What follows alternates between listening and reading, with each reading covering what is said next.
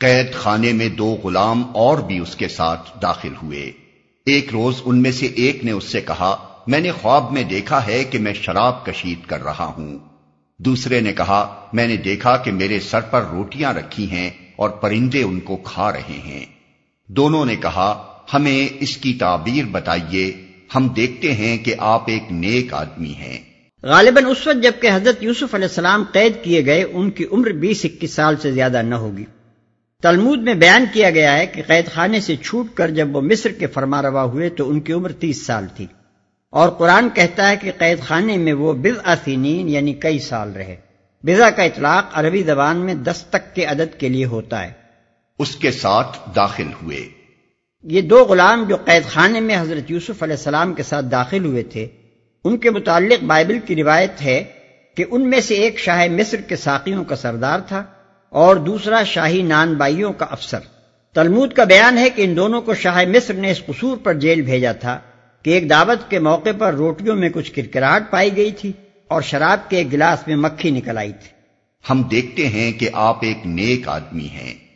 اس سے اندازہ کیا جا سکتا ہے کہ قید خانے میں حضرت یوسف علیہ السلام کس نگاہ سے دیکھے جاتے تھے۔ اوپر جن واقعات کا ذکر گزر چکا ہے ان کو پیش نظر رکھنے سے یہ بات قابل تعجب نہیں رہتی کہ ان 2 قیدیوں نے آخر حضرت یوسف علیہ السلام ہی سے آ کر اپنے خواب کی تعبیر کیوں پوچھی اور ان کی خدمت میں یہ نظر عقیدت کیوں پیش کی کہ انا نراک من المحسنین، یعنی ہم تجھے احسان کرنے والوں میں سے دیکھتے ہیں۔ جیل کے اندر اور باہر سب لوگ جانتے تھے کہ یہ شخص کوئی مجرم نہیں ہے بلکہ ایک نہایت نیک نفس آدمی ہے، سخت ترین آزمائشوں میں اپنی پرہیزگاری کا ثبوت دے چکا ہے۔ آج پورے ملک میں اس سے زیادہ نیک انسان کوئی نہیں ہے، حتیٰ کہ ملک کے مذہبی پیشواؤں میں بھی اس کی نظیر مفقود ہے۔ یہی وجہ تھی کہ نہ صرف قیدی ان کو عقیدت کی نگاہ سے دیکھتے تھے بلکہ قید خانے کے حکام اور اہلکار تک ان کے معتقد ہو گئے۔ چنانچہ بائبل میں ہے کہ قید خانے کے داروغہ نے سب قیدیوں کو جو قید میں تھے یوسف علیہ السلام کے ہاتھ میں سونپا اور جو کچھ وہ کرتے اسی کے حکم سے کرتے تھے، اور قید خانے کا داروغہ سب کاموں کی طرف سے جو اس کے ہاتھ میں تھے بے فکر تھا۔ پیدائش باب 39 آیت 22 اور 23۔ یوسف نے کہا، یہاں جو کھانا تمہیں ملا کرتا ہے اس کے آنے سے پہلے میں تمہیں ان خوابوں کی تعبیر بتا دوں گا۔ یہ علم ان علوم میں سے ہے جو میرے رب نے مجھے عطا کیے ہیں۔ واقعہ یہ ہے کہ میں نے ان لوگوں کا طریقہ چھوڑ کر جو اللہ پر ایمان نہیں لاتے اور آخرت کا انکار کرتے ہیں، اپنے بزرگوں ابراہیم، اسحاق اور یعقوب کا طریقہ اختیار کیا ہے۔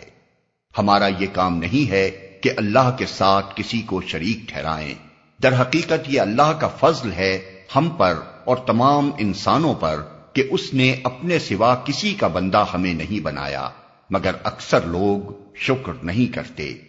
اے زنداں کے ساتھیوں، تم خود ہی سوچو کہ بہت سے متفرق رب بہتر ہیں یا وہ ایک اللہ جو سب پر غالب ہے؟ اس کو چھوڑ کر تم جن کی بندگی کر رہے ہو وہ اس کے سوا کچھ نہیں ہیں کہ بس چند نام ہیں جو تم نے اور تمہارے آباء و اجداد نے رکھ لیے ہیں۔ اللہ نے ان کے لیے کوئی سند نازل نہیں کی۔ فرما روائی کا اقتدار اللہ کے سوا کسی کے لیے نہیں ہے۔ اس کا حکم ہے کہ خود اس کے سوا تم کسی کی بندگی نہ کرو۔ یہی ٹھیٹ سیدھا طریقے زندگی ہے، مگر اکثر لوگ جانتے نہیں ہیں۔ اے زنداں کے ساتھیوں، تمہارے خواب کی تعبیر یہ ہے کہ تم میں سے ایک تو اپنے رب شاہ مصر کو شراب پلائے گا، رہا دوسرا تو اسے سولی پر چڑھایا جائے گا اور پرندے اس کا سر نوچ نوچ کر کھائیں گے۔ فیصلہ ہو گیا اس بات کا جو تم پوچھ رہے تھے۔ یہ تقریر جو اس پورے قصے کی جان ہے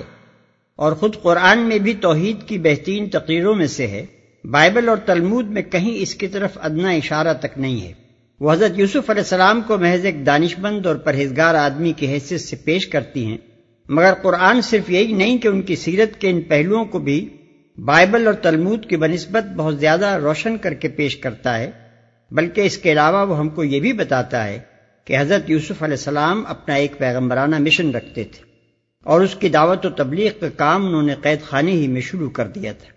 یہ تقریر ایسی نہیں ہے کہ اس پر سے یوں ہی سرسری طور پر گزر جائیے، اس کے متعدد پہلو ایسے ہیں جن پر توجہ اور غور و فکر کرنے کی ضرورت ہے۔ 1، یہ پہلا موقع ہے جبکہ حضرت یوسف علیہ السلام ہم کو دین حق کی تبلیغ کرتے نظر آتے ہیں۔ اس سے پہلے ان کی داستان حیات کے جو ابواب قرآن نے پیش کیے ہیں ان میں صرف اخلاق فاضلہ کی مختلف خصوصیات مختلف مرحلوں پر ابھرتی رہی ہیں، مگر تبلیغ کا کوئی نشان وہاں نہیں پایا جاتا۔ اس سے ثابت ہوتا ہے کہ پہلے مراحل بحث تیاری اور تربیت کے تھے، نبوت کا کام عملاً اس قید خانے کے مرحلے میں ان کے سپرد کیا گیا ہے، اور نبی کی حیثیت سے یہ ان کی پہلی تقریر دعوت ہے۔ 2، یہ بھی پہلا ہی موقع ہے کہ انہوں نے لوگوں کے سامنے اپنی اصلیت ظاہر کی۔ اس سے پہلے ہم دیکھتے ہیں کہ وہ نہایت صبر و شکر کے ساتھ ہر اس حالت کو قبول کرتے رہے جو ان کو پیش آئی۔ جب قافلے والوں نے ان کو پکڑ کر غلام بنایا، جب وہ مصر لائے گئے، جب انہیں عزیز مصر کے ہاتھ فروخت کیا گیا، جب انہیں جیل بھیجا گیا، ان میں سے کسی موقع پر بھی انہوں نے یہ نہیں بتایا کہ میں ابراہیم و اسحاق علیہم السلام کا پوتا اور یعقوب علیہ السلام کا بیٹا ہوں۔ ان کے باپ دادا کوئی غیر معروف لوگ نہ تھے۔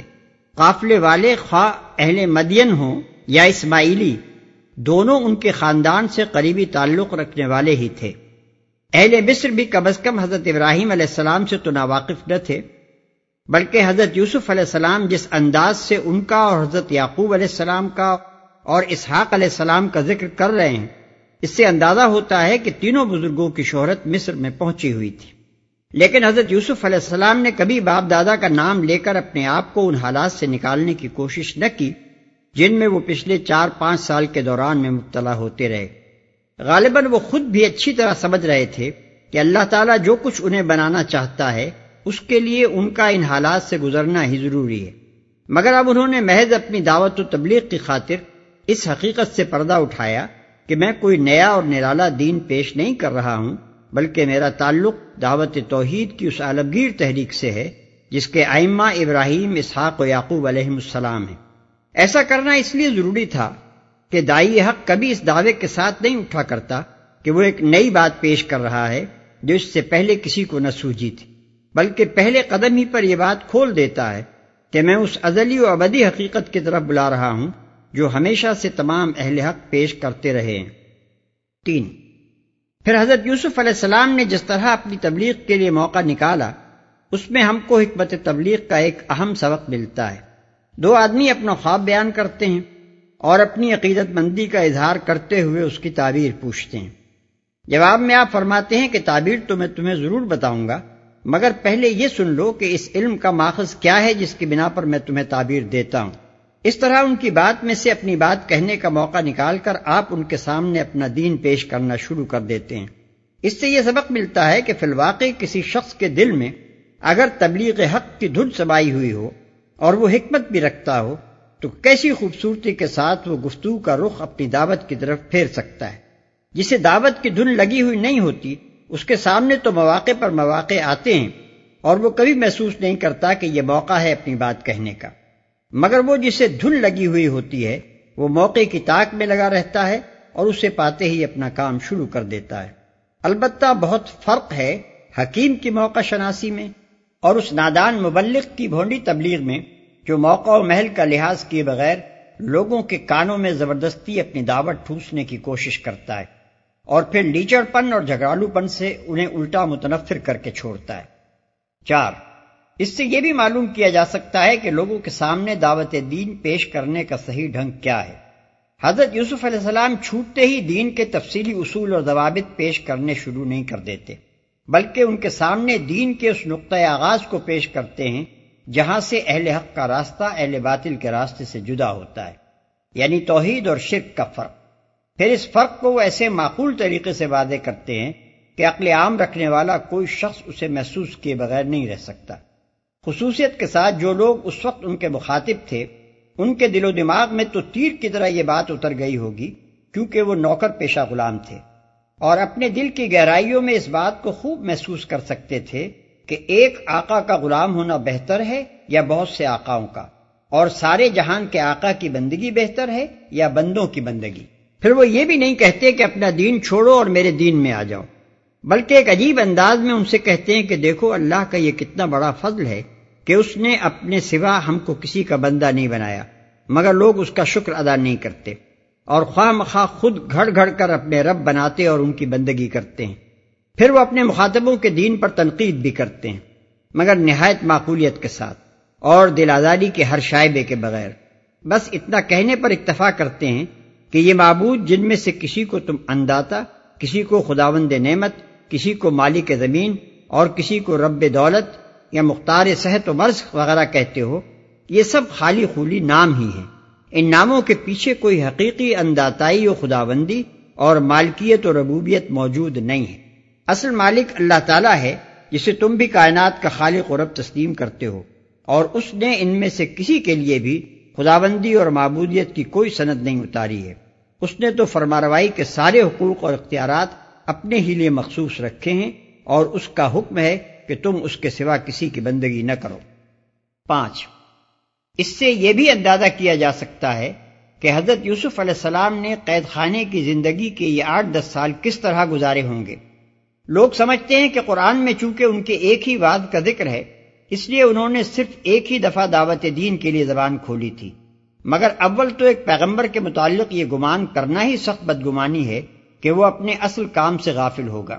پھر جس شخص کی تبلیغی دھن کا یہ حال تھا کہ 2 آدمی تعبیر خواب پوچھتے ہیں اور وہ اس موقع سے فائدہ اٹھا کر دین کی تبلیغ شروع کر دیتا ہے، اس کے متعلق یہ کیسے گمان کیا جا سکتا ہے کہ اس نے قید خانے کے یہ چند سال خاموش ہی گزار دیے ہوں گے۔ پھر ان میں سے جس کے متعلق خیال تھا کہ وہ رہا ہو جائے گا، اس سے یوسف نے کہا کہ اپنے رب شاہ مصر سے میرا ذکر کرنا، مگر شیطان نے اسے ایسا غفلت میں ڈالا کہ وہ اپنے رب شاہ مصر سے اس کا ذکر کرنا بھول گیا، اور یوسف کئی سال قید خانے میں پڑا رہا۔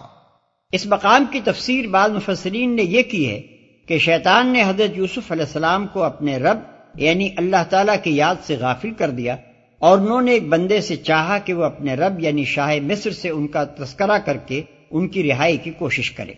اس لیے اللہ تعالیٰ نے ان کو یہ سزا دی کہ وہ کئی سال تک جیل میں پڑے رہے۔ در حقیقت کی تفسیر بالکل غلط ہے۔